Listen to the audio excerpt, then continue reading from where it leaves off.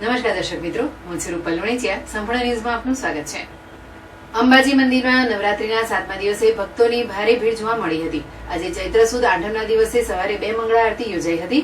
ગુજરાતમાં પ્રથમ શક્તિપીઠ તરીકે જાણીતા અંબાજી મંદિરમાં નવરાત્રી દરમિયાન બીજથી આઠમ સુધી રોજ સવારે 2 મંગળા આરતી થાય છે. પ્રથમ આરતી ગર્ભગૃહની અંદર યોજાય છે. બીજી આરતી ઘટ સ્થાપના પાસે કરવામાં આવે છે. મંદિરમાં સિદ્ધિવિનાયકની આરતી બાદ માતાજીની આરતી શરૂ થાય છે. આ વિશેષ આયોજનમાં મોટી સંખ્યામાં ભક્તો જોડાયા હતા.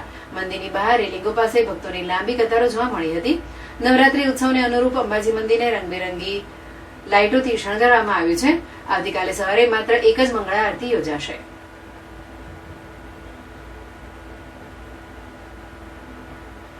ડીસામાં જાહેર માર્ગ નજીક જૂની સરદાર પટેલ હાઈસ્કૂલની ઇમારતને તોડવામાં આવી રહી છે. જોકે સલામતી માટે કોઈ પગલાં ન ભરાયા હોય ડીસા નગરપાલિકાના ચીફ ઓફિસરે માર્કેટયાર્ડને નોટિસ ફટકારી છે.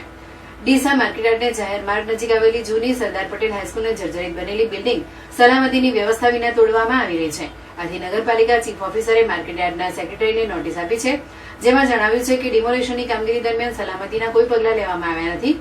નીચેની દુકાનોને ખાલી કરાવ્યા વિના ડિમોલેશનની કામગીરી કરવામાં આવી રહી છે, જેના કારણે જાનહાનિનું જોખમ ઉભું થયું છે.